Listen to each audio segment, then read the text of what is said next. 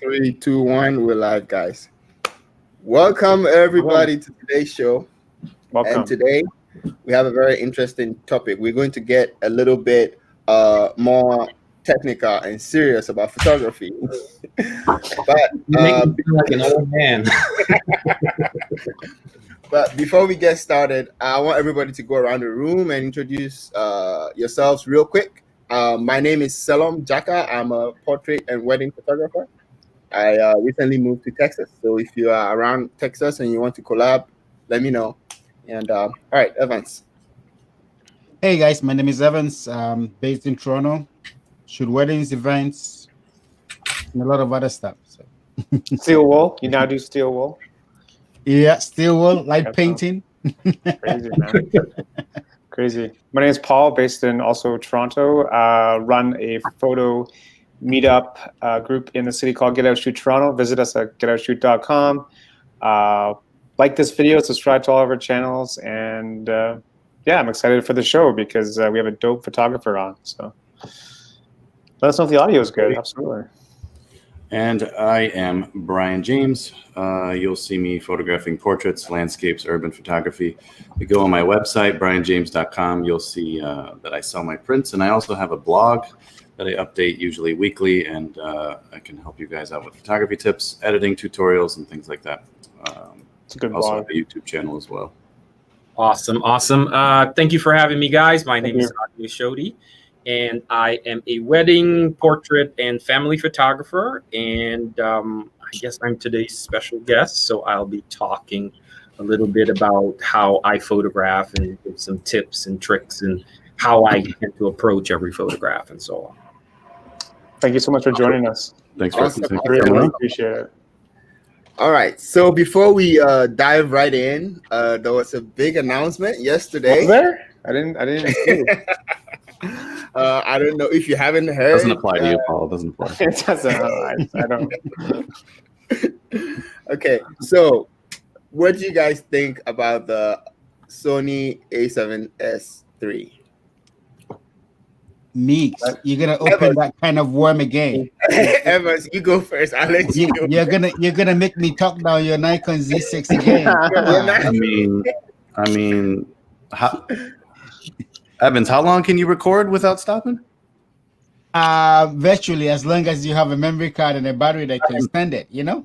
Damn, does the Nikon do that or? Hey, how many megapixels though? 12. Hey, That's all you need for video, bro. Megapixels doesn't matter, you know. That's all you need for video. These days, the most way that consumers are using images is social media, right? You can share. I mean, like you. Come on, Mix. You just did a video about that. I just did a video talking about how megapixels was irrelevant. I'm just trying to pull your legs here. Yeah, but I think they actually went a little too far, because the truth is these camera companies have just been playing with megapixels just to sell more cameras, you know, and people who have gas just go for that. And I mean, the features are just incredible. Yeah. Russell's asking, question is, does it overheat? Cough, cough, Canon. Yeah. Well, they tried. It did not overheat. At least a few YouTubers have tried, and it just recorded until the memory card was full. So far as your battery was good. That's cool. That was just incredible. That's what we the Sony guys call "Eat That Canon." Hey, you know what, Sony? hold on. I have a picture you guys might like to see. So Not my baby photo when I was getting out of the tub, is it? Oh man, I can't find it. But seriously, if only Sony could get Nikon colors, you guys would be there. Like, you guys are like, all you need is the Nikon colors. That's it. And I would jump ship. For me, color is not a problem. All you need, I'm gonna tweak it anyways. So for me, the color is not a problem, because it doesn't matter what comes out of the camera. I'm gonna tweak it to my liking, right? So If it was $3,000 less, I would get one, but I'm gonna leave it That's a alone. good motivation. That's definitely a good motivation to get it or not to get it. Yep. Ade, have you? Personally, I'm not looking into that. Even though I shoot Sony and I love it, I like the features, but it's not for me. Mainly because I do.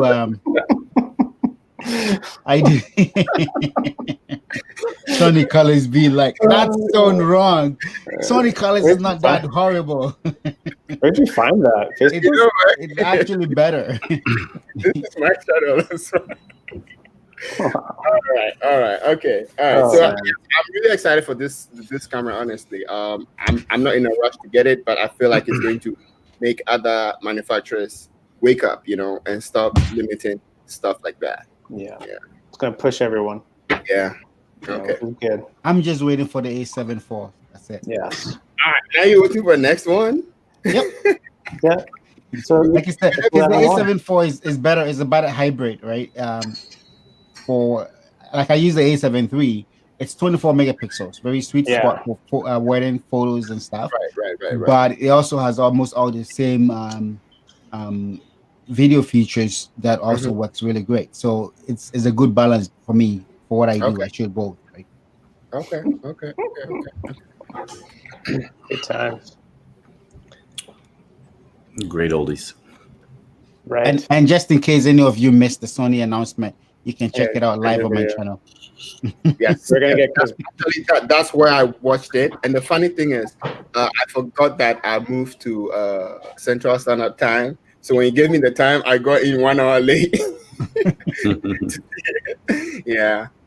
Okay. What are you new? Come on. Oh man. But yeah, okay. So I'm done talking about it. But still, the 120p at 4K and the 240 at 1080p. That's just, you can get like the smoothest slow motion ever. Yeah. All right, Ade, we're gonna give you the floor now. And if you guys have any questions, just jump in. Let's make it a discussion. If you have any questions or contributions, do. All right.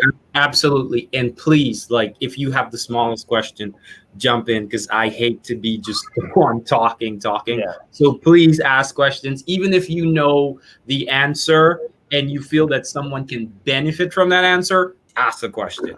Awesome. Right. Awesome. So allow me to. How do I share screen? Oh yeah, we There's a menu there at the bottom. Down there. Share screen. Maybe I should. Are we going right into the 3 keys, or are we doing something else first?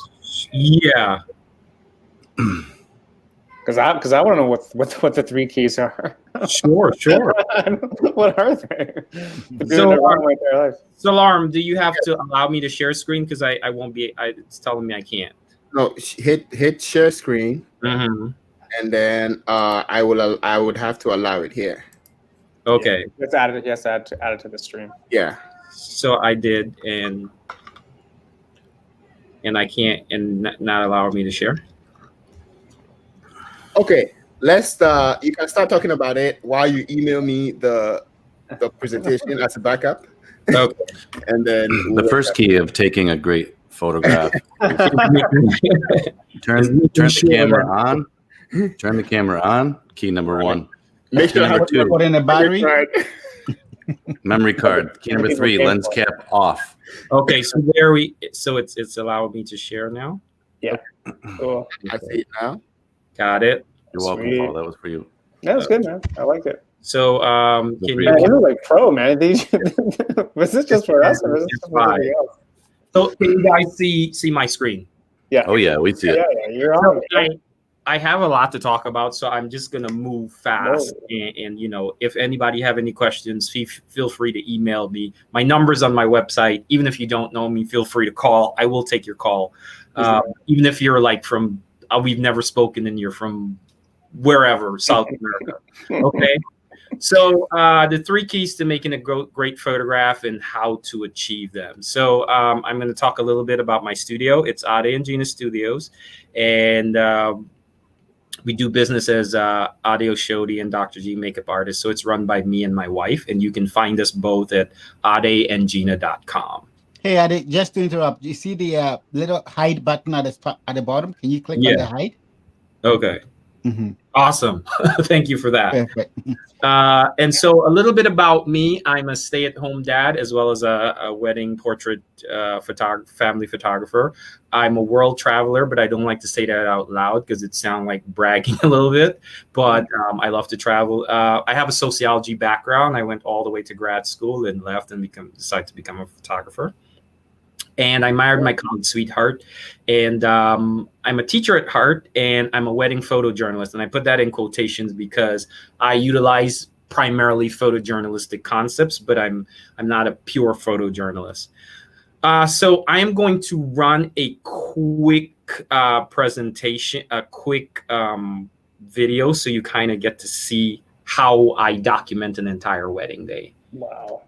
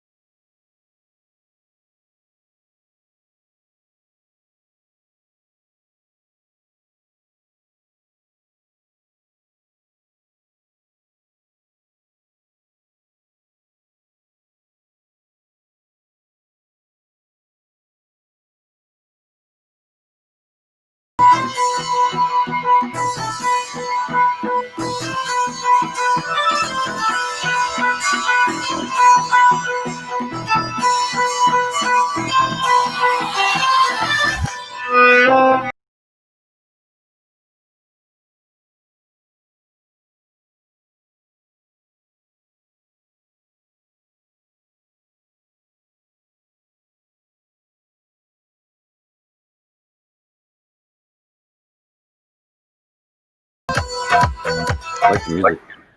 Thank you. Thank you. They're Music that just for us, right? they're Persian, so that's why I chose that music. So thank you for coming to my TED Talk. It's now over. That's right. That is exactly the 3 keys to getting a good photograph. And think of any photograph that has lasted throughout the history of time, from Henry Cartier-Bresson onwards to any master you know, it has these 3 elements. And I talked about this before. It's DIE: design, information, emotion. And it's a concept by Craig Semetko. So if I am talking fast, it's because I want to get through it as quickly as possible because it's a lot, right? And so design is how I organize the elements in my frame. So when I think of design, I think of how I'm organizing light and shadow, composition and color in a coherent way in order to tell a story, in order to tell the best story. Because I'm a storyteller. By looking at those photographs, you can see, I hope that you could see that I was telling the story of that couple's day. I wasn't just making portraits. I wanted to tell the entire story so their children can say, okay, this is what happened. Right? Information. And so I say information in terms of context, the subject in relationship to the surrounding, answering all the questions of who, what, why, when, where, and how. And so I'm going to elaborate on all that. And then the final part of it is emotion, right? And remember, emotion is meaning the moment in the image or how it makes you feel. So it's one of 2, either emotion in the image or how the image makes you feel. So there's the easy way to break all that down. And if that's super complex and it's the first time you're hearing it, is you think of it as light, composition, and moment, right? And so as long as you're photographing people, those things are important. because photography means to write with light. So how I'm approaching the photograph, the first thing I am looking for, always, never fails, is where is the light coming from? If there's no light, I am adding light. Then I'm figuring out my composition. And the last, which some would argue is the most important, is the moment, but it does not come first. So I build my photograph starting with that. And then the moment, I just wait for the moment to occur. So I see the light, I position myself in relationship to the light, where it lights the subject, and then I wait for the moment to occur. Right? So moment comes all three, because moment makes the person who's looking at the photograph feel something. It makes them feel the emotion. So moment always trumps all three. I'm sure you guys have clients and you've produced a photograph and you hate it, but the client loves it because it makes them feel something. Yep, 100%. Awesome. So design, I'm going to go through design quickly. You can look anywhere online and you'll see tons of articles about design. But here's how I think about design: light, shadow, composition, and color. Right? So here is a photograph I designed. It has several layers. The first layer is the candle, then the couple. So it has light, it has moment, it has composition, it has color, right? So that's what I mean by design. So light and shadow. So I'm a nerd. So there's these high light, high shadow photographs. And so I wanted to know where it came from. So I went back and looked at it, and it was called metaphysical art. So here's how I'm designing my photos using deep contrasted light and shadows. This is my kid. She's running down the neighbor's lawn. She fell down. The dark shadow you're seeing is the neighbor's house. I call this photograph Pac-Man, right? Because Pac-Man is eating her. Yeah, I like that. Thank you. I like that. Yeah. That's cool, man. I'm at a wedding. I see the sun is blaring through the window, and those are the bars in between the glass. And so the groom has two wedding shoes. That's his mother's leg is sitting. So I set up the shoes, and I was like, and she was about to move her leg, and I'm like, no, don't move your leg. And that's how I'm using it in terms of, that's also how I'm using it in terms of wedding. That's dope. Thank you. So I'm going back and I'm learning the concepts, and then I'm applying them to wedding. Chiaroscuro, I'm sure you know this, by Caravaggio, one of my favorite painters. And it literally means, the word in Italian means light to dark. So when I see it in weddings, I just shoot it. Light to dark, right? Using all the element. These are the makeup artists. Right? So composition and form. And like I said, you could find a million ways about this on the internet. So, but I wanted to talk about, in terms of photojournalistic work, if you had to break it down to some of the easiest ways of making great photographs, is using layers, frames, and context. Those are like the top three, right? And then everything else in interplay. So if you think about, it's always layers, there's always frames, there's always some sort of context. For me, composition is about subtraction. The easiest rule is only include in your frame the elements that are essential to your story. So anything, please, I think I heard a question that was coming there. No, go ahead. I find this very interesting. Thank you. So I'm always subtracting for the frame. If it has nothing to do with the story, I don't want it in there. Really, eh? Right? Yeah. So here's how I'm using frames at a wedding. They're naturally they're walking up from their portrait session, and I'm running behind the staircase and waiting for her to get there. I know she's coming up there, and I ran and just wait. So question: did you scout this location prior? So in the early days, I would go like maybe a day or two before, but now, like, I shoot all my weddings out of town. I don't have that time. I have a family, so I'm showing up an hour early. Right. Now this is like a dope frame, right? Like you would have to know that. This would be a dope spot to actually be there. Absolutely. So I tried this several times, and rushing, I didn't get back. So soon as their portraits were done, I literally just ran, and I had a chair set up there. So this is like several different tries, and I got this one. Yeah, because I'm always looking for cool framing, man. Because framing really makes your image, man. Absolutely. Yeah.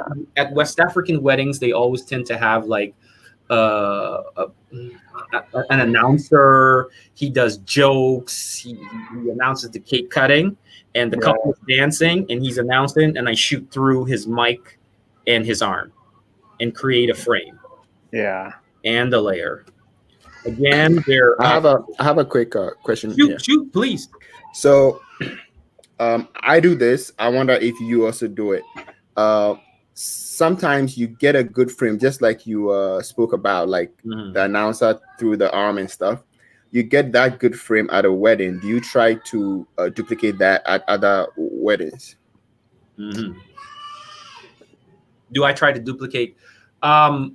So yes and no. So like sometimes I'll keep working on something. Here's how I work on something. I work on something before the wedding. You understand? So I have a busy 4-year-old. She is always running around. I cannot tell her to stop. I cannot tell her to pose. So I am working on her. I shoot street photography sometimes. You can't stop and pose people at street. So I'm always working. So when I get to the wedding, it's already muscle memory, if that makes sense. And then I'm adding several things based on my inspiration, movies. You know, movies is like the ultimate teacher. There's so many things going on in movies. You know, I learn a lot from movies. I learn frames, layers, all sorts of stuff from movies. So again, I'm at a wedding and the bridesmaids are having a good time and I'm trying to shoot through this guy's hand. It's not the greatest. I wish the bridesmaid was more in the center. But why I love it is that he has a trumpet tattoo on his arm and I was able to shoot that with the trumpet that he's playing. I was literally up on a speaker box. I had nowhere to go. And this is at like 20 millimeter or 25 millimeter or something like that. So again, layers and frame in relationship there. Layers, the bride comes down the aisle, the groom is crying. I'm showing context of what's going on. So she's seeing his reaction. So context gives our photographs meaning, or a lack of context can alter the meaning of a photograph. Right. Rembrandt said, without atmosphere, and I think what he meant by that is context, without atmosphere, a painting is nothing. So if you don't have supporting elements to support your main subject, forget about it. It's nothing. So here's what I mean by context. This is the same photograph. I literally just cut it down. Imagine if I had turned my camera vertically and just shot at her and her uncle kissing her. I missed all that beautiful things in the background. I missed the dress. I missed those people, how they're supporting her, how they're helping to tell her story. Right. So that's what I mean by context in the simplest form. Hey, real quick, Meeks, can you take down the comments because it's blocking some of the presentation? Okay. All right. Okay. And then, so then one of the other things is figure to ground. And this is very important. It just means ground means background. So the figure, your subject to the background. So a light subject, a dark background. So it reads well to the eye. Simple concept. A dark figure, a light background. So I stand here. This was in New York City. Some guys literally approached me and like, what are you doing here? Are you a police officer? Right. And got up in my face and I stood my ground. And that's how I was able to get this photograph. So I wait for a guy in a black outfit to end up on the white wall. So again, like I said, I'm always practicing and then I'm practicing. Ooh, Nice that's crazy. Man. Right? So I'm practicing at home. So so I'm not anytime my background is blown out, it is perfectly blown out and it's able to tell a story. So I'm not just shooting into the sun because it's the cool thing to do. Right. Yeah. So here's how I'm doing it at weddings. Even I'm framing her head around the blown out area. So your eyes are drawn specifically to her face. Man. Right. Question for you, I guess, because we have people on the show. I mean, what would you suggest for people that are just starting in photography to kind of like look for framing? Like, how would you what's like one tip that you can give someone that's new to look for framing or look for background? Or okay, hold on. Before you answer that, so yes, Ade's horizons. I know him very well, and he intentionally tilts his horizons a lot of the time. So just look at that, and actually he has a reason for that, so he's going to talk about that too. Sure. Awesome. So so let me start with the tilting. It's good and bad practice. So I shoot primarily with a 35. So when I'm tilting, it gives me more in the frame. And sometimes to be honest, sometimes I over tilt because I think it's like a cool thing to do, at least for me. So that's primarily why I tilt, to add space. Right. So I'm tilting my camera left down lower and camera right up higher, and it gives me more space in the frame. I think it's cool. Thank you. I think it works. Awesome. It's almost like times it doesn't, and I think and when you're documenting, like a wedding like this on the fly, I think it makes sense to fit more in the frame. Whereas, like if you were taking a landscape or a building and then cocking it 20 degrees to the left, it wouldn't make any sense. So I think the way that he has it displayed here, it works perfectly. 100%. You are absolutely right.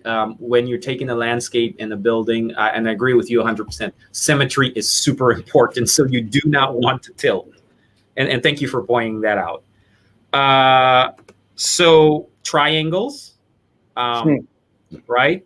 And so all these things are just making your frame stronger. So what I do is that I'm not, this triangle happens naturally, and it clicked and I knock it out the box. But it's not I'm going into weddings looking. You know what I mean, I've done it so much. It's muscle around. Second nature. Yeah. Exactly. Of course. But I mean, when someone's starting new, it's hard for someone to look for that stuff. Like how does someone just walk down the street and kind of see framing? Right? Is it just more of like a practice thing, or is there like something that you can suggest? Amazing question. Great question. So you small chunk it. You do it one at a time. So for the next 2 weeks, you go downtown and you have your camera hanging off your shoulder. You don't necessarily need to take it off and shoot, but you go around just looking for frames. Okay. That I walk by the movie theater. This person in front of the movie poster, mimicking the movie poster, makes a good frame. Yeah. I commit that to memory. And I just go in my house. And then I'm looking in the movies. I'm going to the movies. I'm looking. Right. And you do frames for 2 weeks, and then you move on and you do triangle for 2 weeks. So by the time you come to the wedding or whatever, or street photography, you're not practicing there. Yeah. It's ingrained in you. 100%. Great question. Yeah, it's not easy, right? So. Right. So triangles, right? So guys, look at me. I'm an amazing photographer. I saw all those triangles at the wedding. Yeah. No, I didn't. I got low. I saw them made the hands, and I got that one triangle, right? And the triangle between her arm and her dress, that's pure luck, right? And so luck is when preparation meets opportunity. Yeah. Man, we can do a math equation off this photo. You know what? It wasn't luck. It was the Nikon. It's Nikon. Are those isosceles triangles? It's the D750. Right? So again, I did not see that at the wedding. And a lot of things that the masters make, I would assume they didn't see it, but they've practiced so much and so hard. I remember reading about Josef Kudelka. And one of the things he would do, he would just go out and shoot a roll every day, a little around his house. He'd shoot grass, every little thing, but he's always practicing. So that's the point, right? So diagonals. Again, I am not practicing, but I just saw the frame, I saw everything, and boom, I hit it at that spot, and I got a little bit lucky again. Right, you see the diagonals hit on every spot. Yeah. Great. Man. Curves, the most one of the most popular curves photograph in history, Henry Cartier-Bresson. I saw this photo a million times, so when the opportunity presented itself, I used it. Right, you see all the lines in the bottom are pointing towards them. The lines, on the wall, the curve, right. Yeah, the composition of that picture is amazing. Thank you. So this is a concept that I wish I can tell everybody. There's this photographer in England named Ross Harvey, and he has this thing on his site called Synergy. And I wrote to Ross and I said, Ross, how you define synergy? And this is what he wrote back to me. Synergy is simply compositional elements, I'll bet art, a person, alignment, or even just a color that share a relationship that's either direct or juxtaposition. The real fun and test is finding the subjects and then adding interesting light, again, complementary juxta. Ross, what are you talking about, brother? Here is what he means. Synergy, the background, the foreground, interacting with each other to tell an amazing story. This is by a street photographer that I love, Jonathan Higbee. And look, it looks like that graffiti on the wall is popping out of his bag, right? Synergy, the background and foreground is working together. Damn. Craig Semetko, the background and foreground is working, right? It's like you can't learn this stuff. Yeah. Here's how you do it in weddings. This is a photograph. That's good. Right? I saw him coming over there. And I'm just waiting. And I'm waiting. Boom. And it happens. With Ross, I believe that synergy can also be in terms of emotions. The bride and the groom in the background, the groom's parents in the foreground. Same type of emotion. Yeah. Nice. Color theory. And you're still on design, right? Short color is emotion. Color, red cars make you speed, right? That's what I heard. That's what I've heard, right? So red generally talks about love, and purple, magical, ethereal, eroticism. So we're going to beat this dead horse a little bit. So one of this thing, beginning photographers, learn this color wheel like the back of your hands. Learn complementary, analogous, triadic, monochromatic. So when you see them, you can put them in your photographs. They're doing it in movies, right? Look at the background and the foreground. Complementary colors makes your photographs stronger. They're doing it in the movies. House. It's in the movies. It's everywhere. Once you notice it, you can't ever get rid of it. Analogous colors, the same type of colors. Monochromatic colors, green, reds. They're doing it in the movies. Famous photographer Alex Webb, he's doing it. Steve McCurry, one of the most famous photographs in the world. I bet you he purposely put her on that green background. I have no doubt. Of course. I wrote to him, I asked him some questions, but he never got back to me. He was busy. He was his I think his secretary told me that he was out of town. But I will write. I will continue to write to him again. Yeah, get an answer. Right, Constamanos, one of my favorite photographers. Look how he's using the purples and the yellows and the shadows. Right, here is color theory in wedding. Here is how they're using complementary colors in logos. Sometimes you get lucky. I got lucky at weddings, Nigerian weddings, red and blue and orange. Sometimes you have to create it. Red again. I put them against the green background. I saw the blue sky, and in the fall, I put them against. Right, Firefox occurs naturally in nature. Sometimes you get lucky. The light designer knew, so he put purple there, and he put yellows in the background, and so it was there for me. It's awesome, man. Sometimes I create it. I saw the green background. I saw the colors they're wearing. I put them on the green background. I used the light and the shadows. This is my daughter and my wife. We go to Carnival every year. The designer of the costumes are using the colors. He's using blue and orange, green and pink, pink and I think that's turquoise. And so it's just there for me to capture. Man. Sometimes I have to make it. I literally made this. I saw the fluorescent light hitting this door, and I know it would show up green. So I put a red gel behind them. Right?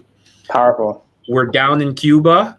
Nice. Beautiful country, lots of colors. Yeah. The blue house next to the red, next to the yellow house with the red underlying. I saw it. I put my family on there, and I'm just waiting for something real cool to come into the frame. Yeah. And then this is my wall at home. So the point is to show that photograph is on my wall at home. It's made the wall, so you really, really like it, eh? Right.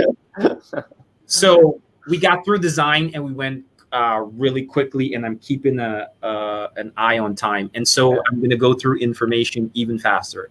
Okay. Information is literally context, answering the who, what, why, when, and where. Right. So if you're just joining us, we're talking about the 3 elements that makes any great photograph: design, information, emotion. Yeah. And so we're now at information. It literally answers who, what, why, when, where, how.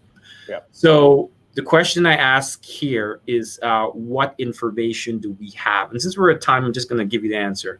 The information we have is that we know we're at the Rittenhouse. We know what time it is. We know what type of speakers, but we do not know who or what is in the background. We can assume it's a bride because I'm a wedding photographer, but there's no information in there that tells you it's a bride. Yeah. Information, we know based on the information here, we can assume that she has a headache. Because look at facial expression and look at what she's holding in her hands. Yep. So that's what information is. Information, what do we know here? We do not know that's a groom. It could be just a guy in a suit. But we do know he's posing in front of an expensive car. We don't know if it's his car, but we know what type of car it is. It's my car. I let him right? Right. And again, information, we know exactly what's going on here. We know it's a bride. We know it's bridesmaid because the dress tells us that. Yeah. And we know where they are. We know they're going somewhere or coming from somewhere. Right? So that's what I mean by information. The most important one, emotion. So moments is all about the F word, feelings, right? How it feels. I was about to shut down the stream. Can get deep, man. It's gonna get real deep. Right? So emotion is in the image, or how does it make you feel? So these are 2 famous photographs from David Hearn. Brian on the left. Right? And the photograph on the left, emotion. I don't know how I got that photo. Can we keep it moving? On the right is how does it make you feel? Right? Donna Fierto was she did a project on abusive relationships and abuse. And I think if you're a decent human being, this photograph on the right makes you feel something. There's no emotion in the photograph, but it makes you feel something. I want to kill that guy every time I see this photograph. Right? So that's the point, right? Emotion in the photograph. So quickly, I'm sure people are going to want to know some techniques on how you get here. How do you get this from a photojournalistic concept? Yeah. So before I start this is the last part of the presentation. So I'm just gonna, because I'm like mowing through it quickly. And if there's any additional questions, hit me on Instagram. My telephone number is on. My email is on my website. Feel free to call. We're gonna come to your house, man. We want the. You know what? That's easily found. I'm not gonna say it, but it's easy to find where I live. I believe in good energy, so like I usually everything's out there. Find me, call me, I'll help you. So before we move on to this last part of the presentation, my approach and my techniques, is there any questions that you may want to ask for yourselves or on behalf of anybody that's listening? Yeah, guys, if there's anyone in the audience that has a question, feel free to ask because. Right. I have a question. Are we going to get a certificate after the show today? Absolutely. Certificate of completion. But I'm going to Good job so far. It's not going to be one of those stamp-on signatures. So long story, yes. Yeah. So one of the things you have to do in terms of you have to anticipate. Even in the type of portraiture I do, you kind of have to anticipate. And I've been asked many times, how do you anticipate? It just comes with time. I don't have an answer. It just comes with time. You learn. And I'm sure you guys can agree. You know, after a while, you just know what they're going to do. You're so in tune with them, and I'm still learning how to anticipate. It's a gut feeling, right? Right. And so one of the basic ways I wanted this movie Will Smith, don't kill me, but this wasn't his greatest movie. And I think he explained it best in this movie. And he said, root yourself in the moment. See, listen, feel, and smell. Mm-hmm. And so when you're documenting street photography, you go to a farm to document a farmer telling his or her story of her cows. You got to smell. You got to, right? You got to sight, sound, smell. So if I heard a bride saying, I love my dad, we grew up, as I'm interviewing, if you're talking the stuff, and I know that, she says, dad is coming up too. I know there's going to be an emotional moment based on what she told me. So I'm going to go in the position and I'm going to wait. Understand what I'm saying? And I'm listening for the sound. Yeah. Right? Makes sense. Makes sense. So one of the easiest techniques a beginning introductory photographer can do is square up. And what I mean by squaring up is photographing from a position where everyone's face can be seen, generally resulting in the photographer being at a 90-degree angle from the subject. What are you talking about, Ade? Here's what I mean. Right? So I'm in a 90-degree angle, so everyone I can capture everyone's reaction and emotion. So here is how I'm doing it. So here's a video. You are the handle to match and the flame. Am I right? I need to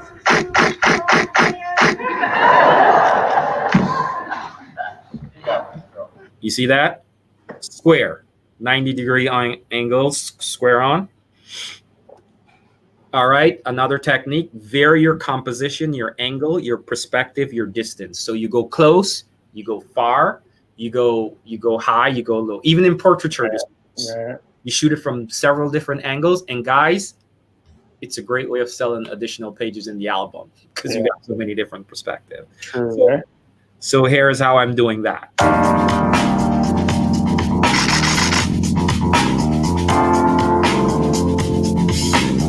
Change my angle.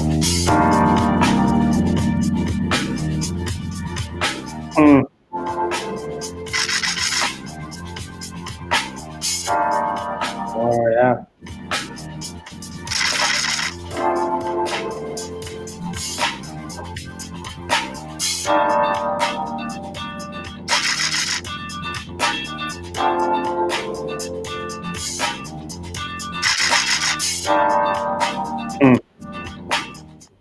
So change the angle, the distance, the height, the perspective. Change your lens.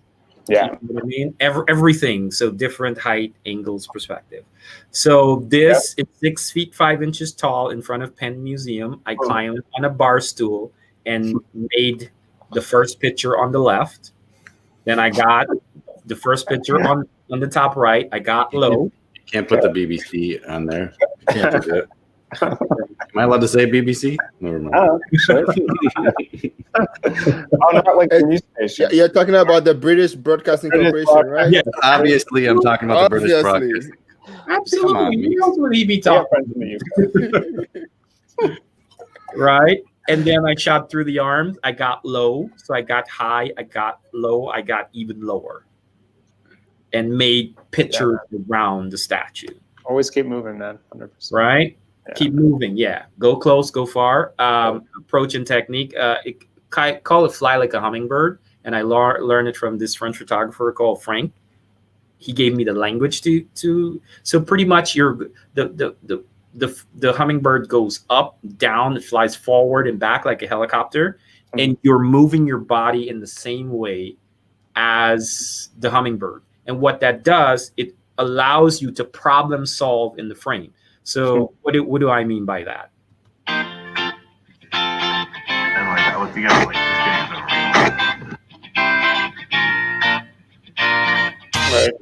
game's over.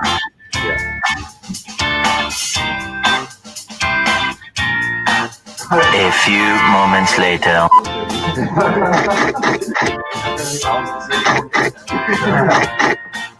Right on there. So I'm problem solving with the camera to my eye. So I saw that thing is growing out the back of his head. I moved my body left, shot a lot. So I moved my body left and his head blocks it. Yeah. Right?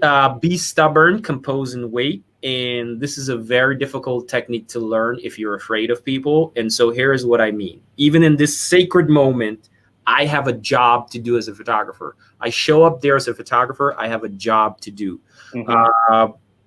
Alex Majoli, who's one of the ex-president of Magnum, said something to the effect, when a fireman shows up to a fire, he's there as a fireman. He has no job. He cannot say, I'm a fly on the wall. He has to show up as a fireman. I'm a photographer, so I have to show up as a photographer. Right? So here's what I mean by be stubborn and wait.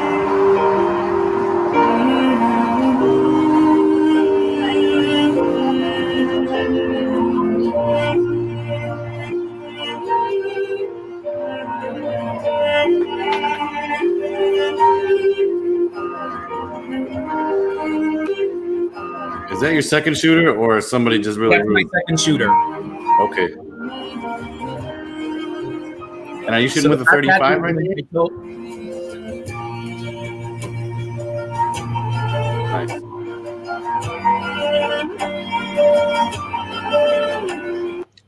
So I waited for that shot. So at that moment, what I told her was shoot the groom's reaction. So like as the bride is coming up the stairs, I just wait and wait and wait on because I saw my frame and just kept waiting for it until it came to fruition. Approaching techniques. Just something to add real quick. I know those of you watching, when you go to, if you haven't shot mini weddings, when you go to shoot a wedding, make sure you ask about the permissions. Like, you know, I shot a Catholic wedding where I wasn't allowed 10 feet close to the podium, and everything had to be done from afar, no flash. So you just have to know the rules and know how far up you can go. Sometimes you might not be allowed to go that far up, but if you are, use it to your advantage. All right, you can go. Ade, were you shooting with a 35 there? Yeah, I was shooting with a 35. Do you ever find that the people are distorted shooting with that focal length? So like, for example, as they get closer to you? Yes. So if you, it depends, right? So again, and I keep stressing this point, you do the work at home. So like, if I had to think about it, I know probably like 2 arms length. So that's like 2 yards. I know that they're going to look natural. If I go, so at like an arm's length. So if I go beyond an arm's length, their faces are going to start to warp. So like, I'm not even thinking about it. I'm just staying at an arm's length. I'm getting as close as an arm's length. I'm not getting closer than that. Yeah. Does that make sense? So again, do the work at home. Yeah, I wanted people to hear that, because I know a lot of people shooting with that focal length are getting way too close to their subjects. Absolutely. And one of the things is, guys, do not turn to 35 vertically. I know Salarm will disagree with me, but it warps that body. It warps that body. And of course you can break every rule, right? But you have to know placement of subject. Personally, I don't turn my 35 vertically. If I need to do vertical, I'm turning my 85 because it gives me compression, right? And I know Salarm has like a whole documentary thing on making sure he can prove the entire world wrong, and that's pretty cool because we know math. It's not just Salarm. I do it sometimes too. On a recent shoot with Paul, I was shooting a very wide angle. I was just trying out creative portraits with a wide angle. So I was shooting a 17 to 28 millimeter lens. And I tried a whole bunch of stuff. So going closer, more than arm's length and stuff like that. But like you said, you got to know the rules to break them, right? So the first thing is know the rules first, and then if you want to break them, you're breaking them. Better said than I. Know the rules and then break them. Don't you know what I mean? Like, so know what the 35 gives you lots of depth. The 85 gives you lots of compression, and it makes their faces look tiny and smaller. And then you know that you can make these beautiful portraits at the wedding. And once you know that, you go break it. Thank you for saying that. I appreciate that. you have to see everything in your frame. Portraiture, whatever you're shooting, landscape, you have to see everything in your frame. And again, how that happens, you have to do the work at home. You cannot go and shoot a landscape and then, you get amazing landscape when you go to Alaska and then you're ready to practice. You fry the small fish, so when the big fish comes, you know how to fry it flawlessly. Exactly. Right? Exactly. So Mary Ellen Mark, an amazing photographer, says, think of the whole frame, not just where the subject is. Don't leave any space accounted for. So basically she's saying fill the frame. The difference between a picture that works and one that doesn't work is often what's in the background. Because remember the picture where the thing was growing out the groom head and I hit it? Yeah. Watch your background. So watch everything. See everything in your frame. So the logical question would be is, how do you see everything in your frame? Do you have several eyes? What are you talking about, Ade? Here's what you do. How do I see everything in my frame?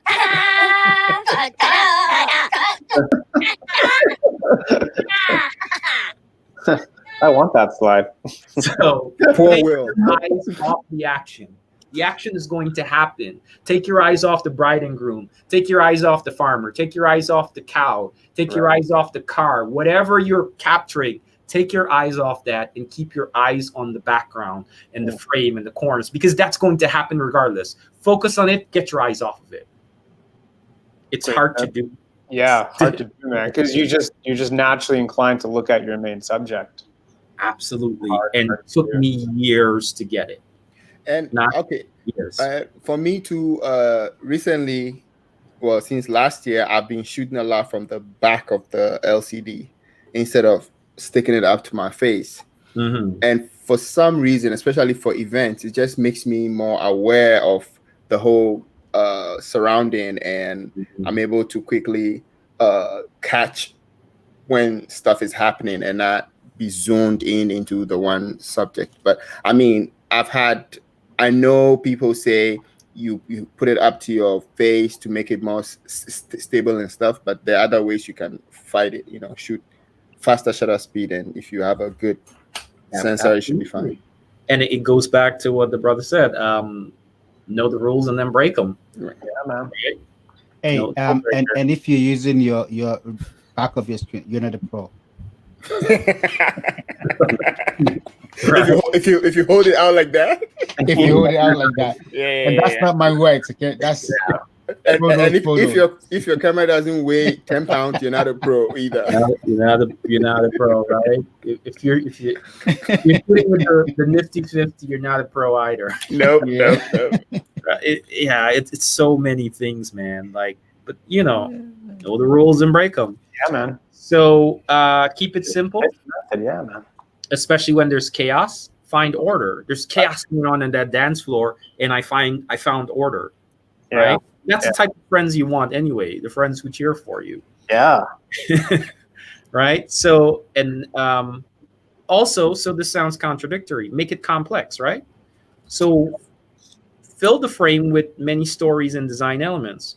And what is meant by that, your picture should be layered, not busy. Right. So Renoir, another one of my favorite artists, he fills the frame and it's layered. There's so many stories going on. The lady with the dog, these were his friends, by the way. And he painted them all in one photograph. That creepy guy in the back that's hanging over the lady, that guy from high school, we all know him. Probably, hey girls, what's up? Yeah. We know that guy, right? And here is how I do it with family. I'm practicing. I'm always practicing. Yeah. Right? So shadows and layers, and we're at Mardi Gras, and this woman walks in the frame and gives my daughter some beads, and then the baby's looking at my baby, and then the couple in the back is holding hands, and all these stories are unfolding. Right? And then I'm still practicing. We're at the Children's Museum, and each kid has a story. That's my daughter, and that's my mother-in-law, and my wife. Thank you. I mean, I love the floor. That person in the background to just walk. Oh, thank you. It's good, man. Like, basically, there's a reason for everyone in that frame. Like, there's a reason for it. It's not a distraction, right? They're there on purpose.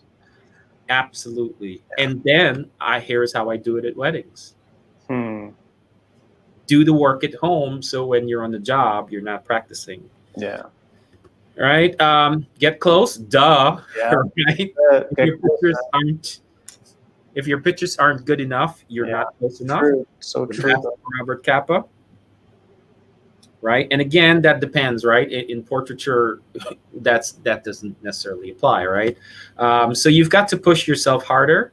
You've got to start looking for pictures that nobody else could take. You've got to take the tools you have and probe deeper, right? Yeah. And that's Allard. And so here's how that works.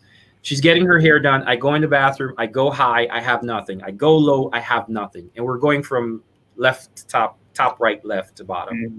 I try to layer the frame to get some texture. I have a harsh video light, so I have nothing. Mm-hmm. I try that photo that everybody does where I highlight the spray. Boo, it didn't work. Try to layer, it didn't work. I go outside and I layer, and the kids are playing, and I have something now. Yep. Got to push yourself. Use all all that child in the background too.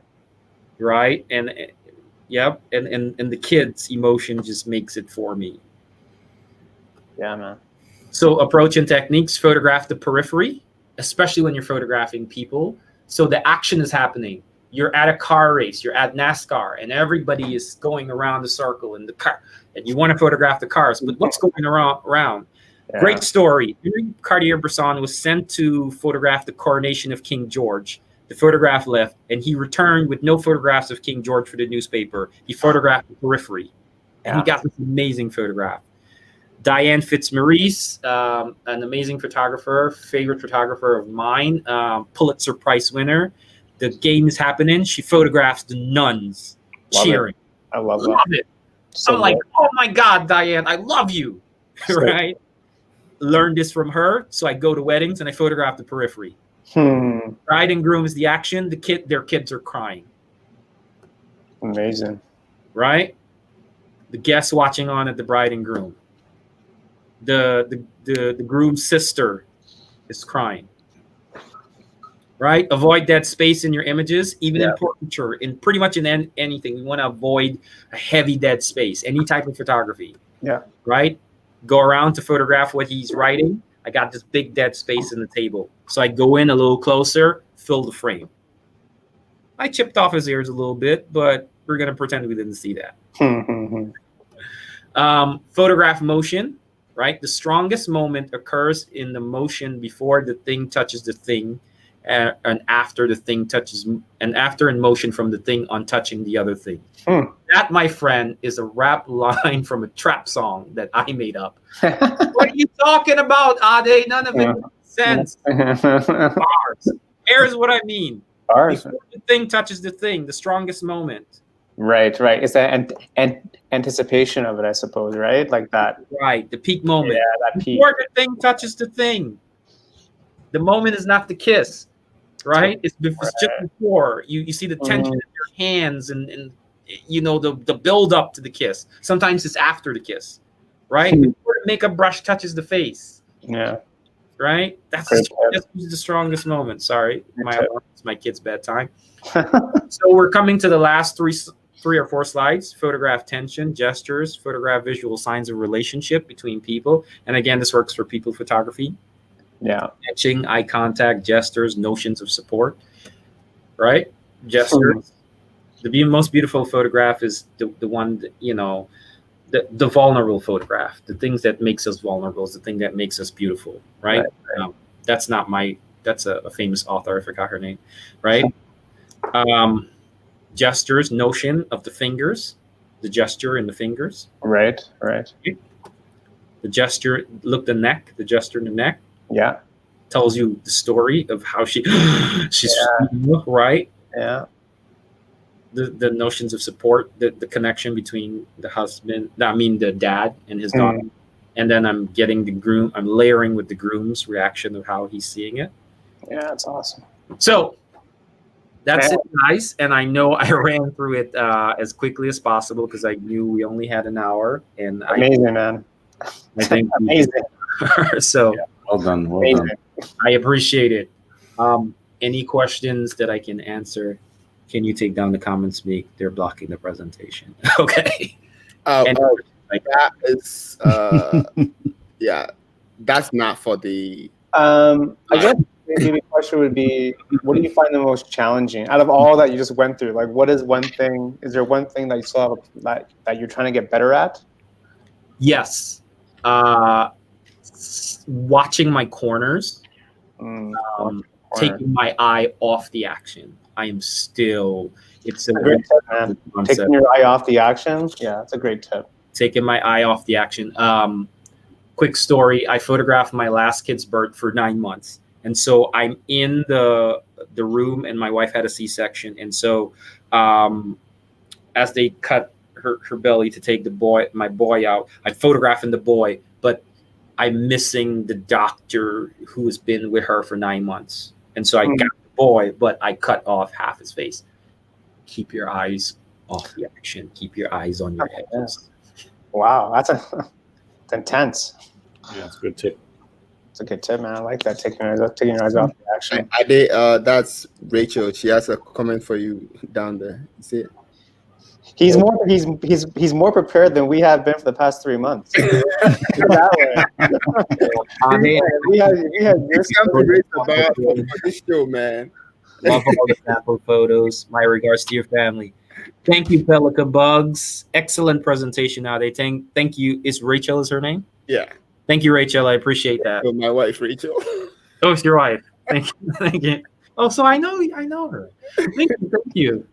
Very informative. Totally makes sense. 4-year-old at home. Okay. Yeah. Sorry, I'm now being able to see the comments. Yeah. So any other questions? Guys, that's a quick question. You allow me to talk so much. No, I mean, honestly, like, your passion is unparalleled. I've never met anyone more passionate about photography than you, man. It's I think it's infectious, to be honest. But was there one single moment that got you into photography? Like, was there one specific photo or moment that you're like, this is what I'm going to be doing as like a career, or was it kind of like a gradual process for yourself?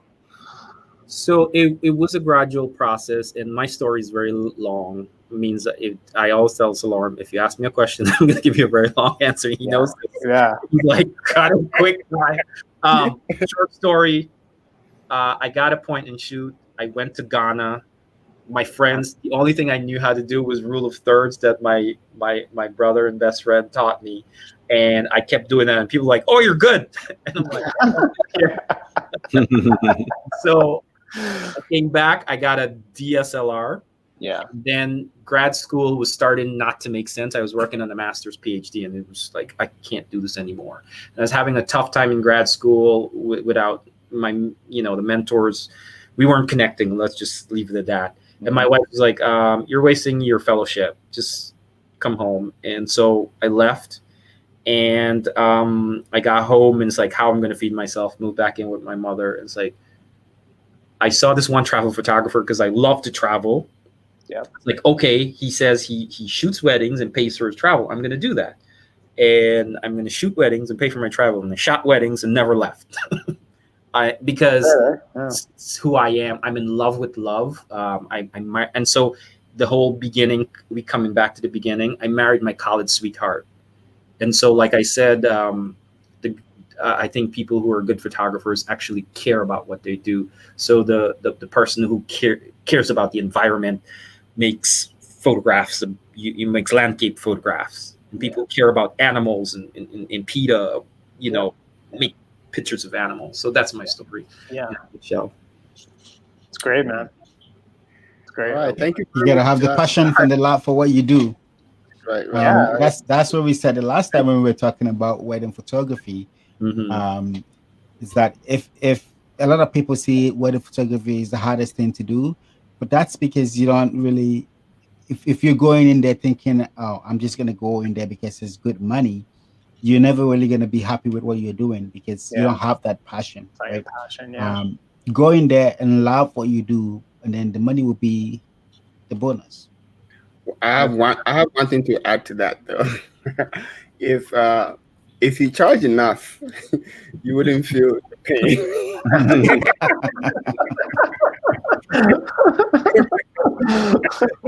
I think one of these days we should have a session on on Just saying. pricing. First time I actually priced right, and I was shooting a wedding that was paying very well, like 3 times. My last 3 weddings combined in one payment.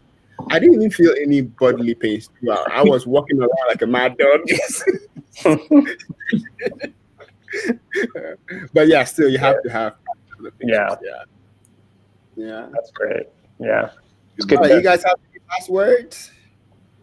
Man, I'm just pumped to go out shooting now. All of a sudden, Oh yeah. I get my color One wheel of these days, downloaded. I'm gonna take Paul to a wedding shoot. You gotta take me, man. You gotta take me. Yeah, I don't know. I mean, my final thought, I guess, because it's past 8:30, and Ade has to put his son to bed. And daughter.